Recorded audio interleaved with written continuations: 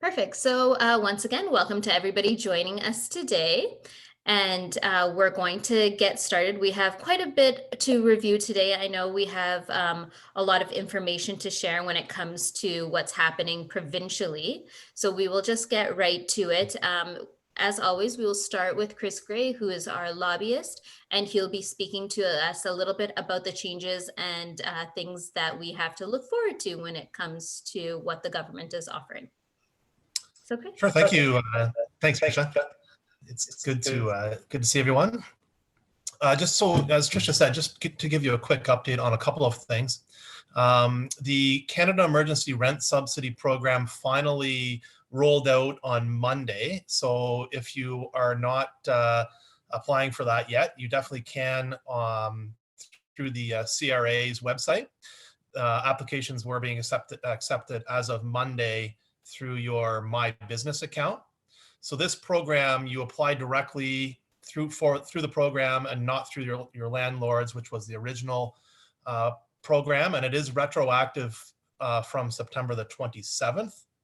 The program does provide direct support to you up to 65% of expenses. So that would include things like rent, taxes, and insurance.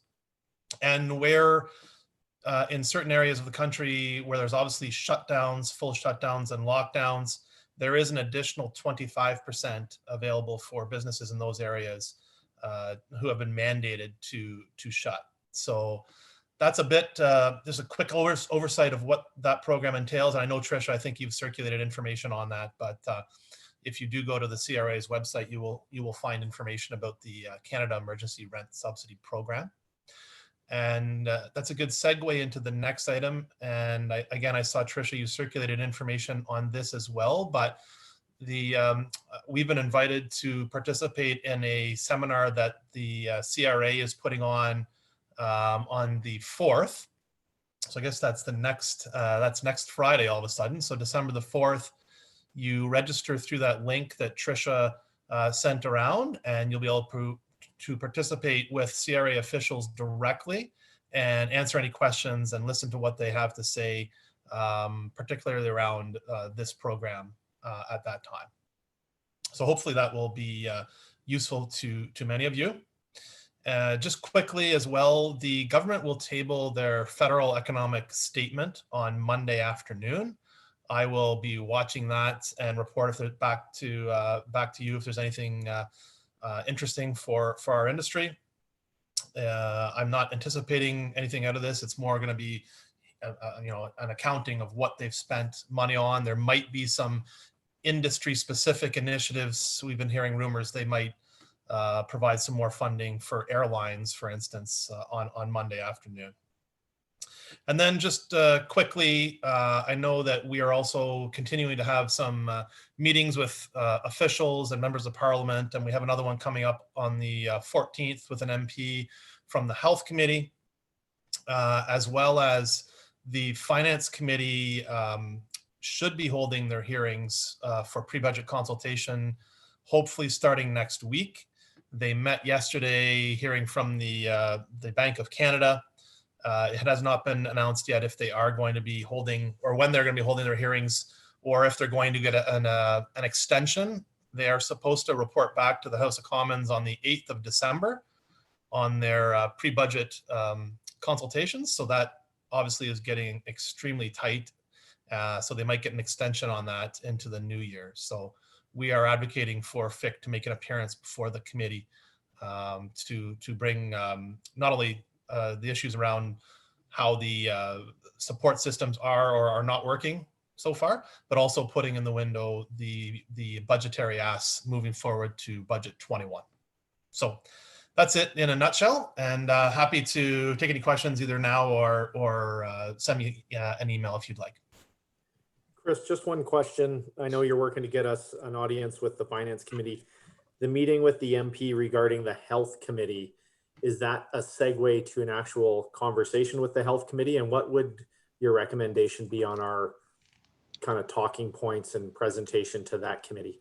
Yeah, we can definitely talk about that more, but I see, for instance, the meeting we have on the 14th is with Dr. Marcus Pawlowski. He's a Liberal from Thunder Bay. So the focus for that, Scott, would be particularly I'd want him to get the buy-in on the prescription to get active program, and to see his receptivity to that would be my probably priority going into that one.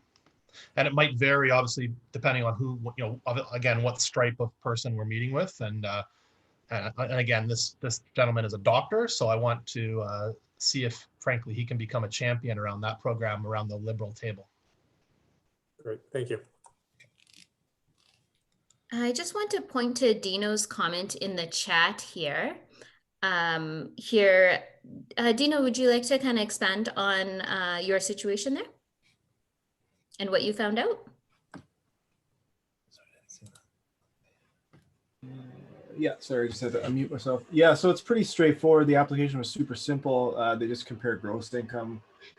So because I'm a new business, my gross income last year was still low. And then this year I got twice the space. So I have twice the expenses. So my gross income was not much lower than last year. So I only qualified for 30% subsidy, even though I'm running at about a 75 to 80% loss. But 30% helped. What I was getting at is in the questionnaire, it asks you if you're in lockdown, but it only applies to the time that you're applying for. So we have just applied for October, which is what they'll pay up to. And then we have to wait till the end of November, then we apply for November. And because we're in lockdown, we get that extra 25% top up. That's all I was trying to get across. Perfect. Thank you for sharing that. And I know it's helpful for others to hear your situation, what you went through and what you've discovered. So thank you for that information there. And then Angela, you mentioned anybody wearing both hats, landlord and business, does not qualify for a rent relief plus part, but can still claim 65% of property insurance and property tax. So thank you for sharing that information to those who are both landlords as well as the business. So that being said, I did put the link of the registration in the chat box. If anybody has missed the email that I sent out yesterday, I will send a follow-up to that. But there are 2 dates for the CRA question answer period. So one is December 4th, one is December 9th. Recommended, they are putting it on for us to go in with our questions. So there is limited availability. I do recommend if you're interested in connecting with the CRA and asking them questions that you particularly have, please do register so that we know that we do have a good presence. It would be nice to have a good presence with the fitness industry there so that they know the power of our industry and that we are looking to work with them and what we are curious about. So please go ahead and do that if you are able to. Do we have any more questions for Chris? Yeah, just maybe I missed this, just juggling a few things right now, but you mentioned the bailout for the airline industry. Are we going to be two parts to this? Are we going to be asking for any type of direct bailout in a similar fashion for the fitness industry, given all the sacrifices the fitness industry has made in the name of public health in the same way at the federal level? And I know at the provincial level in some provinces, there has been some programs around innovating the business, adapting to new circumstances, whether it's for fitness businesses, this is really evolving and going online, and keeping people like job retraining for new tools, new services, that type of stuff. That seems to be at the provincial level. Those seem to be the 2 places that, where the focus on financial relief could maybe bear, well, the first one would be hard to bear fruit on, but the second one, it seems like there might be some traction there in different provinces around that type of programming. Yeah, I might defer to Scott on that, but I mean, the first one, as you said, will be very difficult, particularly since they're unrolling it on Monday. And I think that the government would point to obviously the programs that they have rolled out with the rent and the wage subsidy program for businesses. But that doesn't preclude us from examining that moving forward, depending on how long we're into this situation. Yeah, I guess I just meant for the 2021 budget, like they're looking at what they do for, how they support different industries. I know in some provinces they've propped up the tourism industry, the rationale being that brings money into the province from other places and that, has jobs to save there. If there's an argument to be made here on saving jobs. In the Ontario call, it was a lot on focusing on like how many jobs need to be saved here to prevent gym closures and keeping people employed and spending the money on keeping gyms open. You know, as well as how allowing gyms to pivot to more online options and supporting more people is going to save healthcare costs and keep people out of hospitals because of comorbidities and other things that could be coming down the pipeline with COVID. Yeah. I mean, it wasn't something specifically that we put in the pre-budget submission that we submitted back in August with regard to an industry specific bailout, but it doesn't preclude us from potentially putting that in the window moving forward. So it's definitely something that we can, Scott, we can talk about that more if you'd like. Yeah, I know that there's been a couple of conversations. Gabriel had some really unique ideas, and one of the things we're going to try to bring to the table were, options. So option one is an industry specific bailout, knowing that would probably be tougher to get, but, more to anchor the other options. Two is actual tax deductions. So treating memberships, personal training, working out with a registered exercise professional as healthcare expense and people being able to deduct that from their income. And then the third is tax credits. So those are three of the options that we have on the table right now. Painting the return on investment, we know the impact of people who are healthy, have less serious side effects of COVID, and God forbid COVID-22 ever shows up. But, we want to make sure that our country is as fit and prepared as possible. And then really talking about how those tax incentives would incentivize people. It's really the stamp of approval from a government standpoint, saying this industry is good for you, go spend your money there. I'm really excited about the opportunity with the health committee, because if we can get government officials saying that our industry is good for you, it's safe, it's effective, it's important, I think that'll speak a long ways in terms of getting Canadians active again and investing in their fitness. So that's kind of our plan right now. But if anybody has any other ideas, please send them to Trisha and I, and we'll start formulating our presentation. Sure. After having a few conversations with people at the provincial level in different places, and putting together sort of like the economic argument for, the risk of gym failure and how that would impact both employment and healthcare. A few people asked me to put something together. So I put together a video and a one pager on like making that argument for what the impact is. But what I'd asked is it gives a framework if we can attach some numbers to that to show like, hey, if we're able to get this many Canadians active, it's going to save, if however many billions we're paying because of sedentary behavior, if we can get 10% of Canadians engaged and active with the fitness community, it's going to save this many millions or billions of dollars in healthcare costs. Like I think that's the really important thing, is to take the argument we're all kind of making right now around, okay, fitness is good, fitness helps healthcare. And if we can attach some real hard numbers to it, then I think we make a stronger case. Yeah, and we have a lot of that data. We have the data from back when we were lobbying for tax credits, the return on investment just simply on that. And then we also have the data on the healthcare expense, health burden. When one person goes from sedentary to active, what is the impact and how can we scale it up? So we have a lot of those hard numbers. So we will be getting ready for that presentation. So perfect. I'll hit you up for those as well to try and take what I started as a framework and try and connect some numbers to it. Great. Great, thank you. Other questions, concerns, comments moving forward? I think you were okay. And if at any point you do have any questions for Chris, feel free to send them my way and we can make sure that they are looked at in order to answer what you are wanting to know about, as well as making sure that you get the information that you want. And then I see that Nick just put in his video right there for the economic argument for the government. So thank you for doing that. So let's move on to the next piece, which is a national survey. So Gabriel, maybe I can get you to speak to that, as well as the FIC promotion video and a request that we have for all of our members in order to be represented in the video. Yes, good. So thanks, Trisha. A few weeks ago, we created a Quebec survey for all the gyms.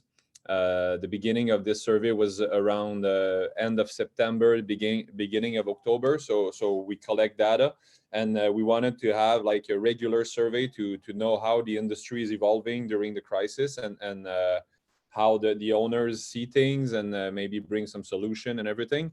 So we did the survey in English, so it's now available for everybody around Canada. It's neutral also, so it's not just Quebec, like Quebec stuff that is in the survey. So now I think, Trisha, did you share it, or is it like today that the sharing is gonna happen?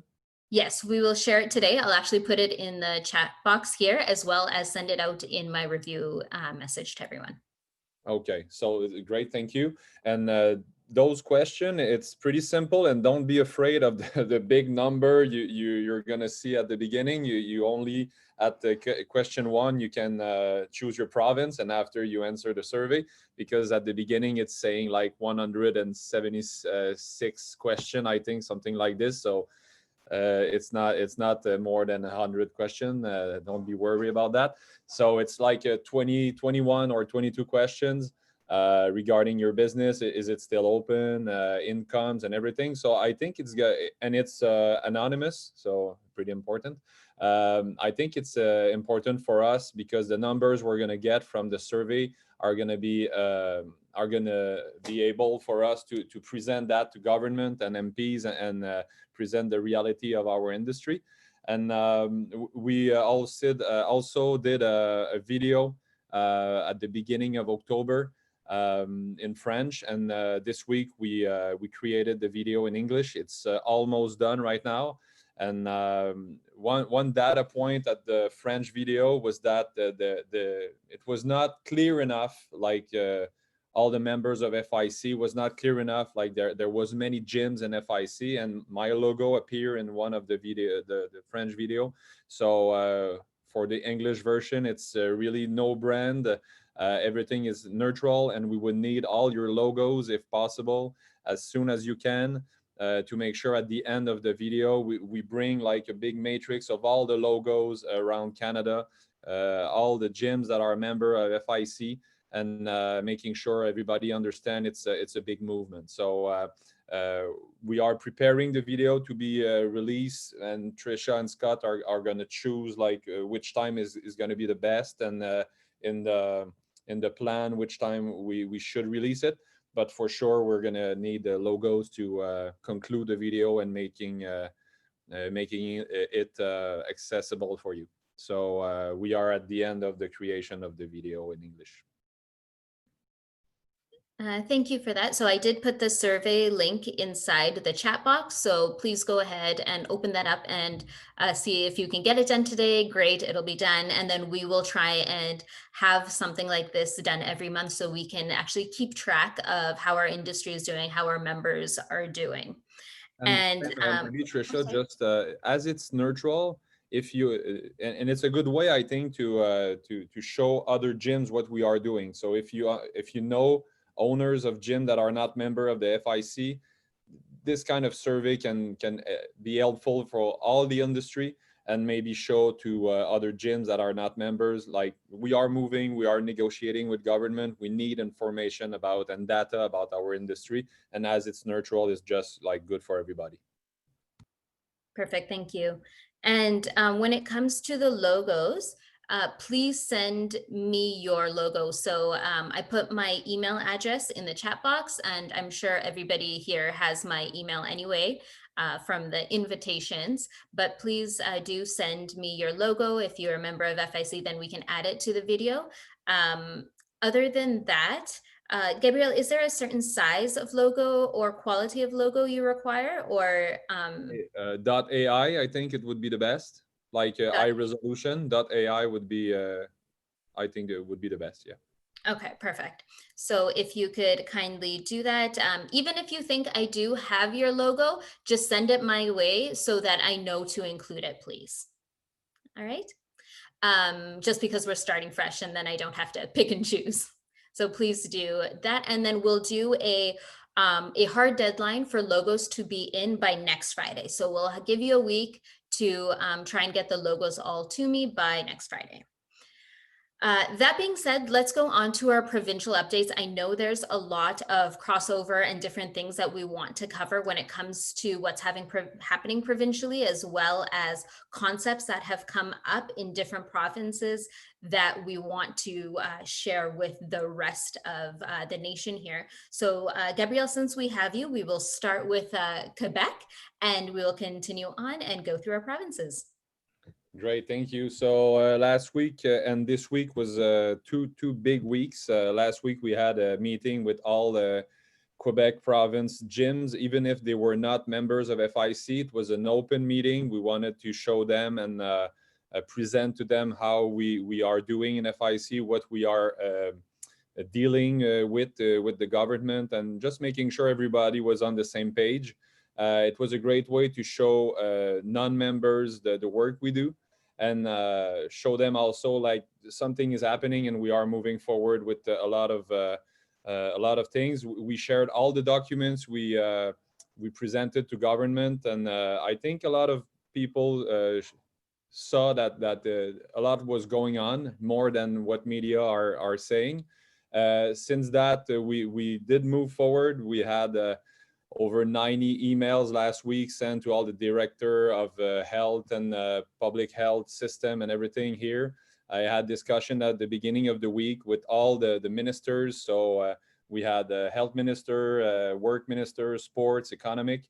For now, they are really like waiting for public health to loose a little bit things, because everything is around hospital and number of cases. So even for sport right now, it's kind of closed here in Quebec. But the message is still moving on. They said to us, we did knock on all the doors we had to go. And our message is really up there, and they know we exist, and they know what we are fighting for.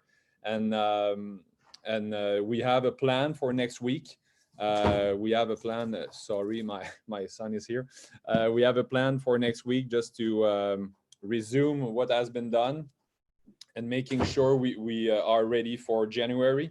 And it was really, really important also for all the gyms to know what kind of message we wanted to bring up in January. It's not for us here in Quebec. It's not saying gym must be open, because it's a little bit counterproductive right now, because all the public opinion is not behind gym should be open.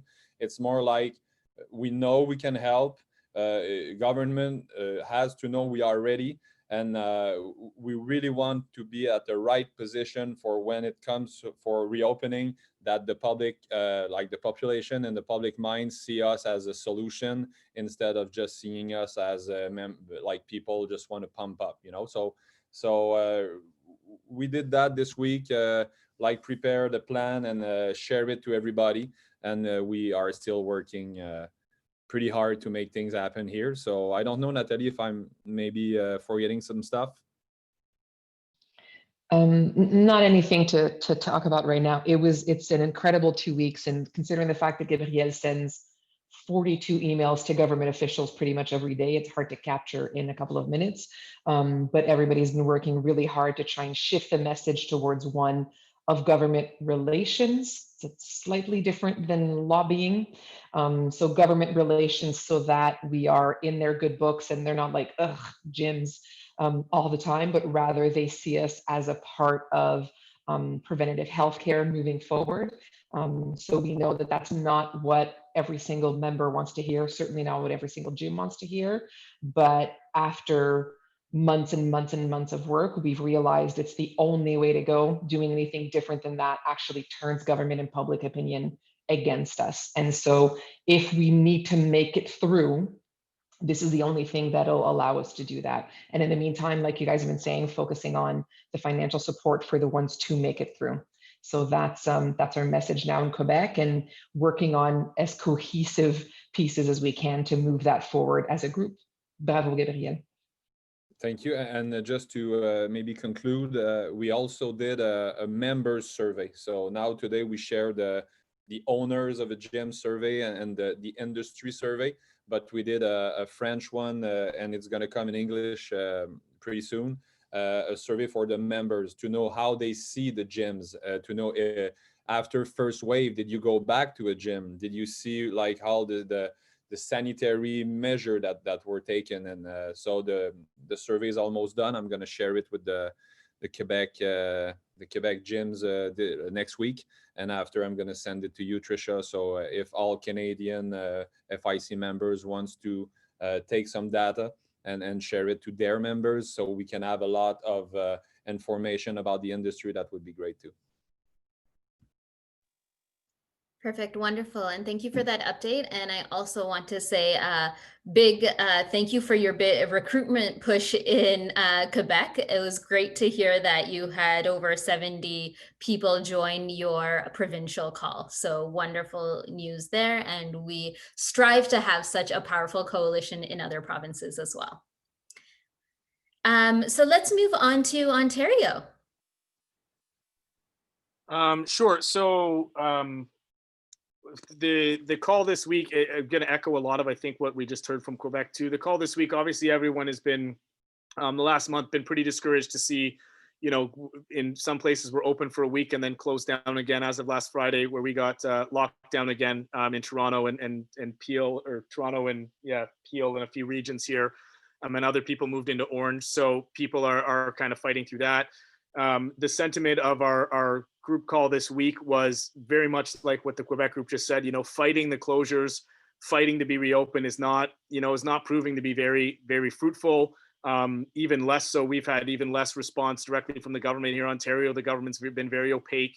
It's been very difficult to have any direct types of conversations.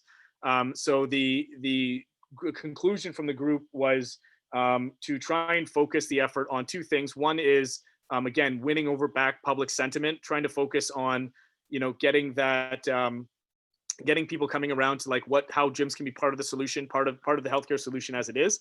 And we're also doing our own survey here in Ontario that I'm getting ready now for people to contribute to show what we thought was the strongest case to the government around both allowing us to open in the future safely, and also the case for financial relief, which is the employment numbers, figuring out how many people are employed by gyms in Ontario and in different regions. What we have found is the more successful approach has been taking more of a bottom-up approach, so dealing directly with MPPs and people in public health in their region, and then they take that message and take it up the chain. So we've gotten more traction that way. And one of our members spoke directly with Kathleen Wynne, the former premier here, 2 weeks ago, and she basically echoed that message that the regions and the municipal governments have a lot more influence and have a little bit more control on their own public health measures, as we've seen how the government has responded to them on the province. So our approach is to put together some numbers that shows the employment case in Ontario, how many people would be affected by gym closures. We're not really ducking that anymore as we had in the past. We do want to talk openly that if something doesn't happen to change, that there is going to be closures and failures in the industry, and that's going to have a severe impact on employment, and it's going to have an impact on health long-term as well. So that was why we wanted to gather some of those numbers to be able to correlate it that way and focus more on how we can support gyms get through this period, how we can support gyms to adapt to new ways of helping people, to shifting their focus to new ways of doing business than what has been in the past, given the restrictions they're working under and given the realities now. So that's kind of what's happened in Ontario. On the other side, and something that I wanted to bring up maybe for a little bit of discussion, there's definitely been a big negative backlash. There's been those, and it's totally understandable, those gym owners who have their backs up against a wall and are frustrated. But we've seen a lot more of action taken on the sort of social media front, especially speaking more directly. We've seen some protests, and I could just share one very firsthand story, a gym that I spoke with earlier in the week. And then they ended up doing a protest yesterday. I spoke with the manager ahead of the protest, cautioned against it, especially because we're in lockdown here, they're in Toronto, and gave her at least some talking points to try and frame the conversation. They were getting evicted. Their landlord, was the day that the moratorium was lifted, they got an eviction notice, and the landlord absolutely refused to work with them in terms of making out any type of payment plan, and they weren't even very far behind on rent.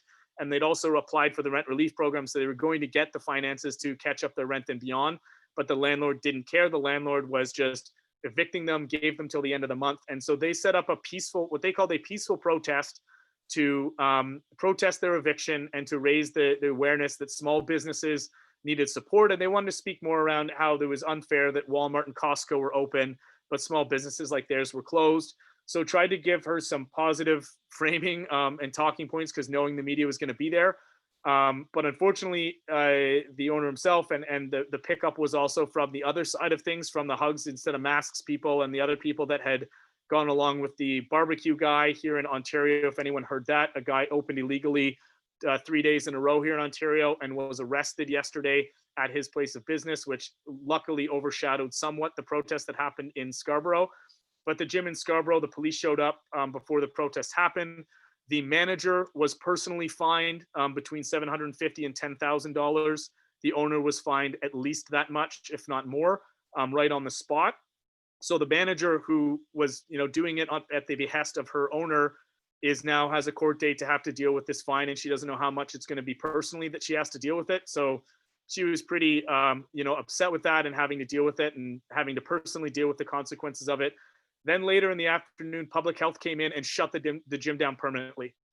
So I can't remember under what act it was, but under one of the pandemic acts that's been put in place, the head of public health here in Toronto shut the gym down and basically told them, you're shut down, you're not opening again. Which has now led to what I understand the owner has been funded by Rebel News, who's a right-wing conspiracy theory group, to fight the fines, fight the government, and is going to be going AWOL on anti-COVID, anti-mask, anti-everything, which put the manager in a very tough spot, because she's now having to kind of disassociate herself and is worried about getting dragged into that as well. So it's I wanted to share the details of it for people, for anyone who's thinking of opening in protest and wants to know the consequences of it, at least here in Toronto, and potentially in other regions, because the governments are they're making examples of people who are doing this. They made an example of the barbecue guy and arrested him and fined him tens of thousands of dollars and shut him down and changed his locks. But we also understand that there is growing anger and growing resentment and growing desperation. So I guess it's just, as a group, how we decide to deal with this, because obviously we want to support everybody as best we can who's in the industry, who's facing tough times, and we want to give them the best messaging we can. But at the same time, an owner like this who's going to potentially go in the media and say things that are going to be detrimental to the entire industry, how we separate and distance ourselves from these people as well, and these bad actors, because they make a bad name for the entire industry. So just curious, I did my best to try and give the manager some tools to deal with the media properly, but I was also very, very, very skeptical, and I made sure she didn't associate them at all with the FIC or anything we're doing, because they're not a member group and they weren't following the same guidelines the gyms in here were. But just thought it was a discussion to be had with other provincial leaders and us on a national level, and other people who are dealing with business owners, how do we deal with these facilities? How do we deal with this growing, negative sentiment and anger that's happening, and how we steer it in the right direction right now? So, Nick, it's a really good point, and I'm glad you brought it up, because we have to think about what are these threats. And 2 weeks ago, it was a very easy narrative to say we disagree with what they're doing because it's illegal, but we understand why they're frustrated. And it was really because of the delay in the federal rent subsidy and support systems. Well, those are in place now. So now the public will have very little, in my opinion, very little sympathy for businesses that are breaking these rules and just blatantly, going against the guidelines, because those subsidies are in place. So I do think we need to say, we understand that it's trying times. We understand why people are frustrated, but we do not condone these actions at all, and really standing firm on that. So empathizing, but not condoning. And I think now that those, like I said, those rent subsidies are in place, the public's going to have very, very little sympathy for these people, except for the smaller percentage of anti-maskers and, people think their liberties are being trampled on, et cetera, et cetera. But I think it's a train wreck. I don't think those people will recover. Yeah, I mean, we see that. I guess my question is just, do do we need to say anything to distance ourselves from that, or put anything out there? I think we would. I think we should. I think we should say we understand frustration, but we do not agree with these messages, and we're working to reopen and stay open safely, and we want to work in partnership with the governments, and that's got to be our message. Is we need to be a partner here, and these people that are acting out of turn, we are not associated with them. I don't know if anybody else has any thoughts, but I think it's important that we actually have a voice, because the problem is if we don't say anything, silence is acceptance, and people fill in their own narrative. Yeah, Carl and BC, in our second call, we had a few on board with protests if we were shut down. Of course, not only, but a portion of our businesses out here are shut down. And we just said it was completely unacceptable. It's not a position that we take in the FIC. And I think that in BC, I think it's pretty clear that if we would go against that for sure. Like, we would voice against that. We want to work as a partnership. That's what we all agreed with at the start of this pandemic. And partnerships aren't going and punching people and kicking people when we don't get our way. So that would be our position in BC to support the FIC for sure. Are you suggesting I think to make it consistent. Scott? Sorry, Blake. Are you suggesting a press release on like blanketing all of this type of behavior and disassociating it? Well, if there was an event in Ontario yesterday and it made the news, yeah. I think we should respond. Yeah. So we have one already, guys, from Quebec, from when that group of 200 decided they were going to open illegally, that our PR firm actually prepared. We could probably use that and tweak it, and then A, put a general one on the website, and B, send it to each province to utilize.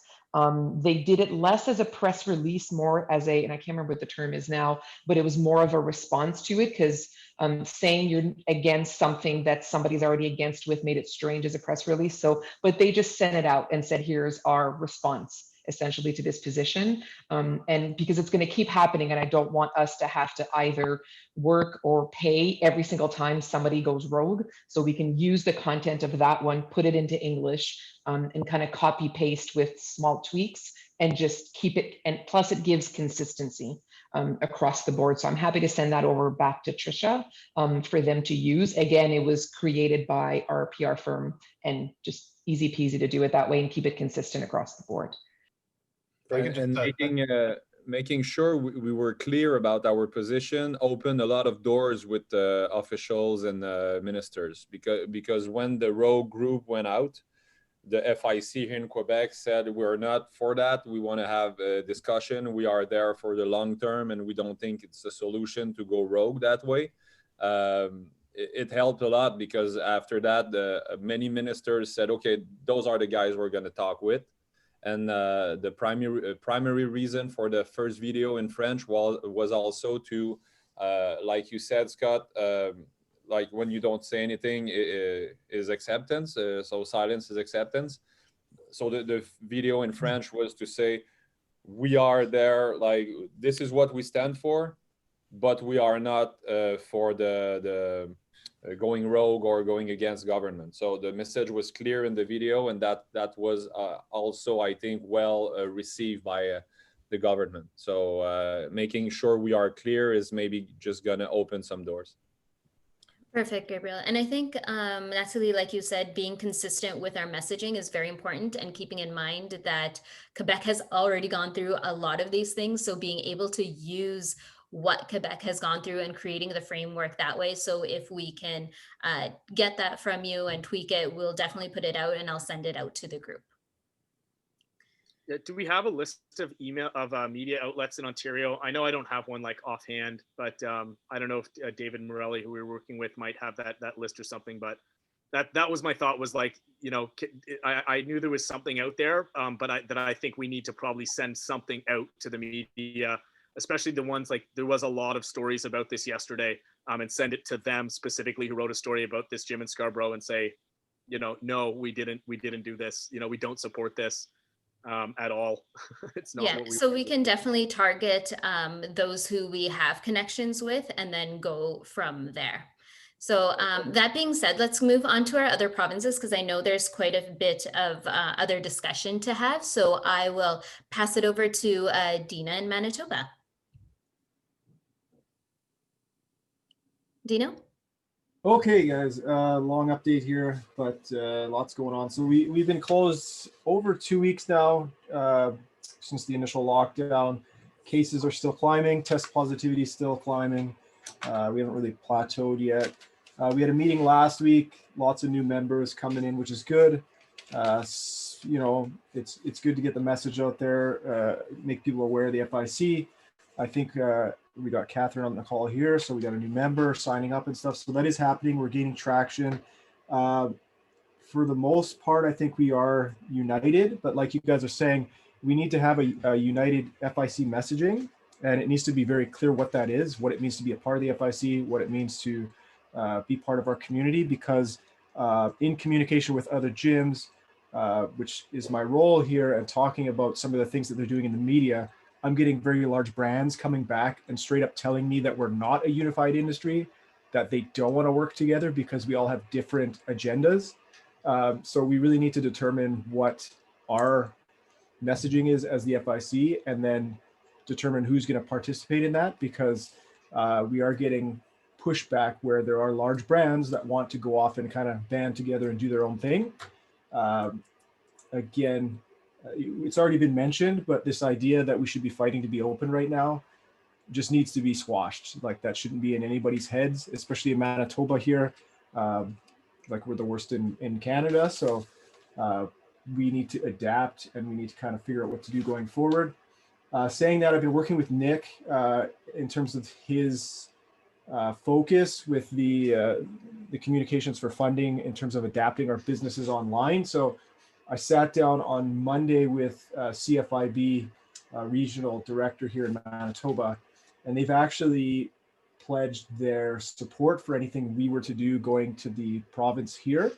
And they've actually offered some connections as well. If we can get a document together, which I'm working on, that presents some alternative strategies for funding, things like grants to get us to pay staff to transition online, software costs. For instance, I'm working with Nick for Trainer Plus. Well, I have to, pay my staff several hours a day for training and stuff like that. So there is a cost to adapting our business.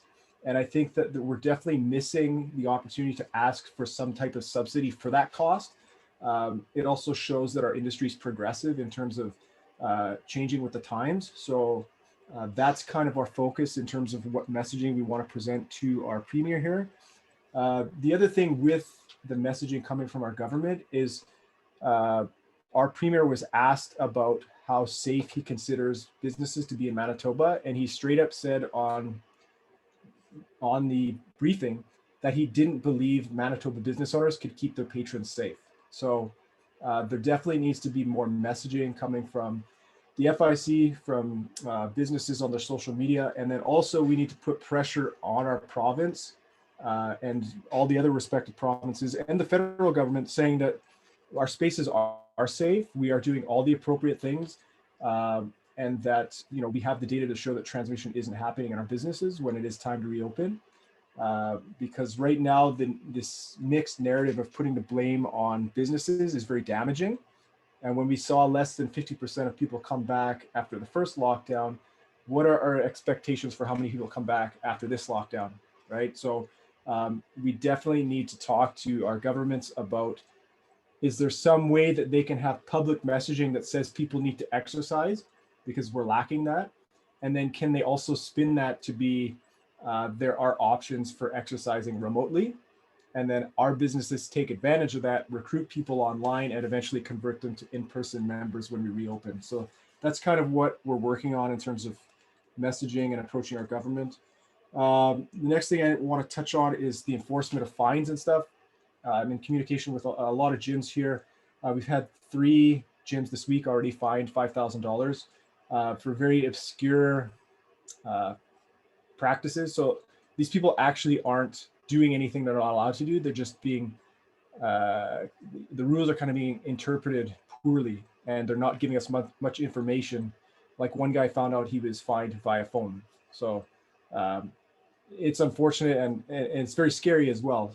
We don't know how to avoid these fines because the language is very unclear. I just posted something on my story about staff working in our facilities, and the message that we got back from Engage Manitoba was so obscure it could be interpreted a million different ways.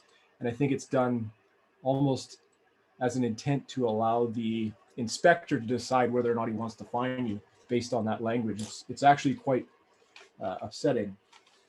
So we are trying to communicate how to operate smoothly. Things like my facility, all the windows are blacked out, so nobody can see in here, right? Because I don't want some passerby reporting me for recording something on Zoom, an inspector coming in and then fining me because somebody told them I was working out, right? Because we're not allowed to actually work out in our space, even if we're by ourselves. What else do I want to say?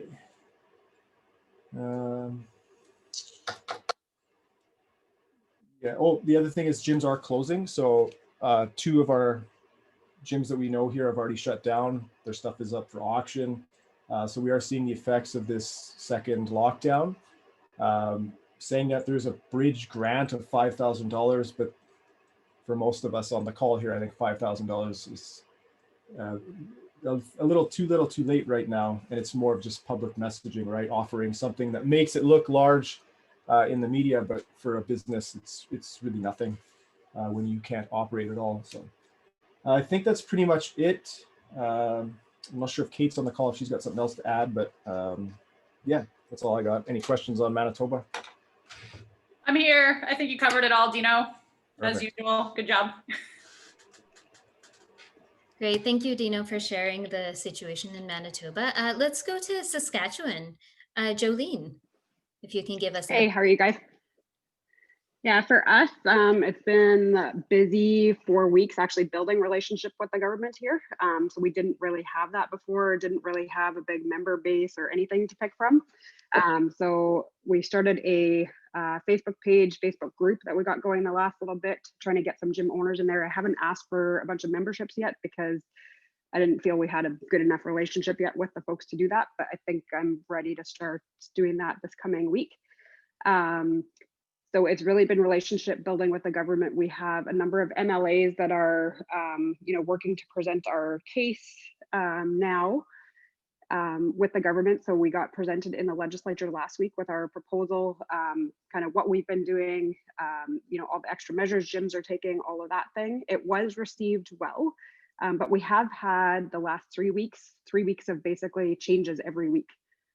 So our last change last week, they went to 3 meter spacing on group training, limited any type of team or group training to 8. So we saw a big hit on spin studios and CrossFits and that type of thing last week, because it didn't matter if you had 10,000 square feet, 5,000 square feet, you were limited to 8. So that hurt a number of facilities. And then this week, Wednesday, they announced, and it came into effect today, they announced some more changes. So we have 24-hour masking now within the facility. So even when you're exercising, the previous week it went in where we had to mask in the lobby when they're moving between equipment, but not when actively exercising.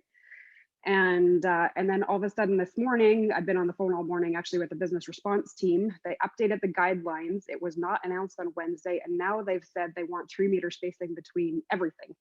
So equipment and all. So the business response team and the MLAs, everybody was shocked by this. We've asked if it was an error when they were doing the update. So we're waiting for a response back because nobody knew, nobody had any time to prep. So we're waiting for a response back from that. They are meeting with the Sask Health Authority at 2 o'clock this afternoon. So I should know more later today on that. So we've kind of had 3 weeks of changes every week. Lots of really upset owners right now. Spin studios have basically in the province pretty much decided to close now until at least after Christmas, because with the 3 meter spacing, limiting to 8, and then the additional stuff with masking and the concerns with that and the high intensity workouts, they've just decided to shut. So we're seeing more and more facilities just deciding to take themselves down. And that's really where we're at we're at right now, although we're at 2 o'clock today. Thank you for your update, Jolene, and we hope to find out more as we do, and we'll definitely work together to try and build a membership to get that base going to help you with connecting with the government some more. Awesome. All right, let's move to Alberta.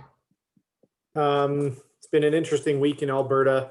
I have a question. I think, is Chris Gray still on the line, or did he leave? It probably relates to what's happening in Saskatchewan too. So I'll ask it anyways, and then we can follow up. So what we have in Alberta is restrictions, not closures. We were really bracing for the worst in terms of full out closures, but that didn't happen. It's restrictions primarily around group classes. So no group classes, no group training, which obviously is very punitive to those businesses which offer group classes and group training. So I guess the one urgent question we need to answer, and I don't know if anybody on the call knows this answer, but if you're allowed to stay open, but the restrictions make it impossible for you to operate like a spin studio, can you still receive the extra 25% on the rent support? Or is that only if you've been forced to close? Because de facto, the restrictions have basically forced some studios to close because we're allowed to do open gym, but some of that just doesn't even make sense. So I don't know if anybody knows that answer. Scott, our understanding of it, if you actually look at it, there's a clause that says if you aren't, because of regulations, if you're not able to, I can't remember how it's worded, but if you can't complete your regular business activity and it accounts for 25% or more of your revenue, you're eligible for the lockdown support. So okay. My understanding is that we can, so for example, and even if, by the way, that's even if you are still generating money if you've moved online, you're still eligible for it. So our instruction to our franchise group across Canada was to apply unilaterally for it, regardless of whether they were, still, unless of course they're still allowed to hold Orange Theory fitness classes. So we've kind of had these studios pivot to open gym in Alberta. Our understanding is we're eligible for that, and we really won't know until they actually approve it or not. But I would highly suggest everybody take it as that and apply for the lockdown. So great, thanks, Blake. So group classes aren't allowed, group training is not allowed, private training is allowed, people coming in and doing their own workouts, so quote unquote open gym is allowed. What is interesting is semi-private training, we did get confirmation is allowed. So the difference between semi-private and group training, semi-private, you would have let's say 4 individuals doing their own individualized workouts, and the trainer could be a support or supervise. So, which seems just weird that you can do that, but you can't do group training. There's confusion as also over the masking rules. So in one breath, they say that you need to wear a mask between pieces of equipment. So if I did the leg press, I got to put my mask on to walk to the leg extension. And then on the other side, they're saying, no, that's just a recommendation, not a rule. But yet we've had bylaw officers in facilities threatening to fine members because they're not wearing their mask between the leg press and the leg extension. So there's just a lot of confusion over that. On a positive though, there looks like there's a receptiveness to creating a working group between FIC and health to discuss, what happens after the 3 weeks. And there's also receptiveness to creating a working group between finance, mental health, and health to talk about the prescription to get active program. So those are some of the positives that are coming out of this in terms of opportunities. So, and our restrictions are scheduled to last 3 weeks and then reevaluate. So that's Alberta. I don't know if Blake or Emily, if you have anything else to add. The only thing I would add is that we're having our Alberta Coalition meeting at 1 o'clock today, so in about half an hour. Similar to what Nick was saying, like there's definitely some people who are pretty riled up and ready to hire up lawyers and fight against it. And I'll definitely do my very best to kind of explain what's been happening against the country and why that's not really working and why we're better off to stay positive. I do, however, know that there's desperation, and that comes from me too. Like I we're completely shut down here, and there's some online, but it's very small. And so I get it. I guess what I'm really struggling with is I want an outlet to point some of that energy, to point some of that frustration, whether that's just like sharing positive updates or finding other resources or talking about rebates or talking about tax credits or talking about other ways to like stay afloat, because I understand the desperation, especially for the boutique studio owners that don't have the option to really to open at all because all they do is group fitness. So if anybody has any ideas along that line, like on things that have worked in your provinces, like shoot me a note, because I'd love to hear more about that. Great, thank you. Let's go to BC. I know we're coming short on time, but let's hear from BC because I know there's lots of changes happening there as well. Try to keep it brief and short. I won't blab on like I sometimes can do. First of all, our thoughts are with all the companies, the fitness clubs that have had to shut down throughout the country, as well as in BC, group fitness. So our thoughts are with you guys. It's a tough time for everybody, but we really appreciate what you guys are going through. And so thank you for holding the rope and staying strong across the country. It's tough times. So we've changed the word change in our company to pivot, because just like in Alberta, you know, the mask policies and these other guidelines and orders they put out in British Columbia, literally from our mask policies in BC being, if you walk into any business, you must wear a mask. A face shield can't substitute a mask. The only reason you could not wear a mask is if you cannot physically put it on and take it off, to within a day and a half, that changing to, well, let's be kind and support the people that can't wear masks because of different medical reasons, to you now have to allow people to, you can't force people to wear a mask if they have certain medical conditions. So it's been pivoting, especially in our organization here, quite a bit over the last few days, which becomes tough, but appreciative that we're open right now.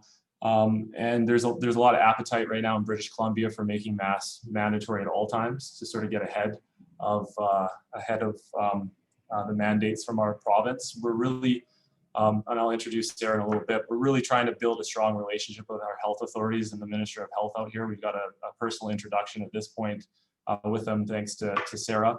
But we're really trying to show them that we're going to go a step further, and we'll do whatever is necessary to keep our members and our staff and our community safe. Our record shows that we're doing that. And the reason that for right now in British Columbia, the reason we want to build that relationship is our first initiative, and all of our efforts are focused on our group classes and our group training studios out here in British Columbia that are shut down right now.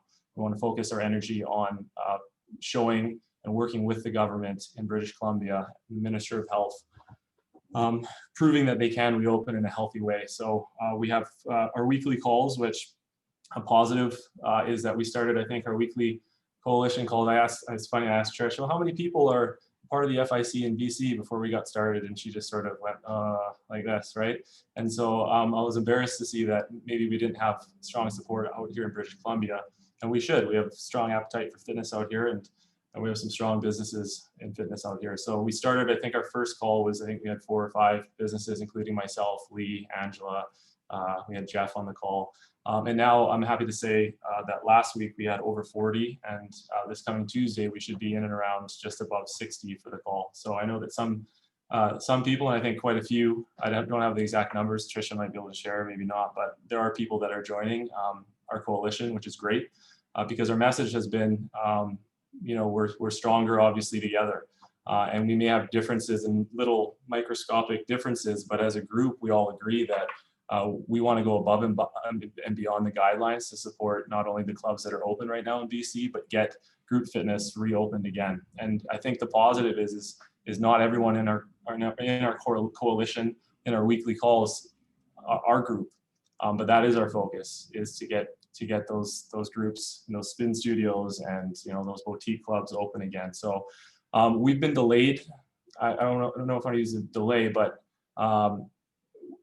we've been working on a message to the government on behalf of the FIC, as well as some of the businesses out here, to show that we're going above and beyond the current guidelines to keep people safe and share numbers out in the public. A press release may happen in the next few days. We're hoping to get it out sooner, but we do want everyone in our coalition on board with what we're saying. So we're reaching out to everybody in the province and just trying to get a common message out here in British Columbia that also supports FIC as well. So there's been some back and forth on that, which I can appreciate.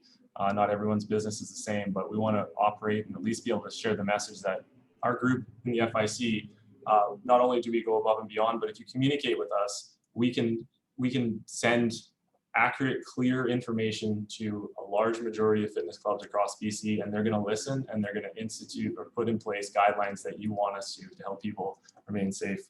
And so that's been interesting. It's a new experience for me, for sure. The calls have been interesting. I hear some common things we hear on our calls as well in the province. So it relieves me to hear that not everybody's always united. We've had some back and forth on some particular issues, but we're definitely gaining traction in British Columbia. So I did want to share my appreciation for Sarah Hodson, who's now on the call. She's joined the FIC. She owns Live Well Clinics, which she has studios out in British Columbia, Alberta, and Saskatchewan, and as well as Ontario. So if you're in those provinces, I think Sarah would be fine with it for sure. She's a part of the FIC. She has a very strong understanding of the science behind fitness and how our health authorities communicate. She used to work in Fraser Health, so she knows the language that they speak. So if you want to reach out, I'm offering Sarah's services on behalf of Sarah, but she has studios and businesses out in those areas where you guys are all at as well, and she's working in different facets depending on what province her clubs are in.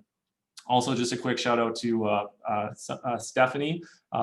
She's working to market the FIC out in British Columbia. She's done a fantastic job. She's probably the main reason, other than my charismatic calls that I hold every week, she's the main reason that people are actually coming onto these calls. And she's reaching out, and that is thanks to Angela Longstaff. She's a member of our coalition out here. So she's contributed personally to a marketing person out here in British Columbia to support the FIC. So being that my brother is hearing impaired, this is the hearing impaired clap. So just a clap for Angela for supporting the coalition out here in BC. A little happiness across the country there. Thank you so much, Angela. We really appreciate you. She believes that she doesn't contribute, but her and Sarah at this point hold me accountable every day to the things that I've promised on my weekly coalition, despite my madness and craziness and the things on my plate. So I appreciate you all. And Angela, you have forgotten more about fitness than I'll ever know. So you keep holding me accountable and keeping us all informed about the rules and all that. We really appreciate it. And Stephanie's done a fantastic job, really getting people on board. So I believe by the end of this week, which is today, okay, yeah, it's today, early next week, we're going to have a message that we can go out. Yeah, hopefully, right, Sarah? Yay. We can go out with a strong message as a coalition out in the province, PR-wise, so that we can bring awareness to the health authorities and the public that we are safe. We want to reopen group fitness. Here's how we can do it. Let's work together to do that. So that's the goal here. Thank you from BC. Thank you. Wonderful, Carl. I love the way that you ended us on a positive note. So always a good thing when things are a little bit down, making sure that we can realize that we are in this together. So that's wonderful. And if anybody's not a member of FIC yet, please make sure you do one by visiting our website, as well as I will be sending out the survey. If you have a logo, if you're a member of FIC and you want your logo in our video that we're putting out, please email me for that. And I also just want to mention CanFit Pro has a trends survey that's going out. Mo, if you're here, do you want to quickly just speak to that? Yes, thank you for the opportunity. And I'll make it 30 seconds. Just wanted to invite all of you to participate in the annual CanFit Pro Trends Survey. It would be really great, although we've had a crazy year of what we've been able to offer, but to give your input as to what you predict will be trends for 2021. This will give hope to the industry, of course, on what we can look forward to, and your input would be greatly valued. We're going to ask Trisha just to include the trends survey link in the minutes, but it's right there in the chat box, thanks to my partner here, Natalie Lacombe. So we'd be very grateful to receive your thoughts. Thank you very much. Great, wonderful. And yes, I will send out the surveys and I'll send out all the information and a review. So I thank everybody for taking a few more extra minutes today to join us on today's call. And then we will see you all next time. Thanks, everyone.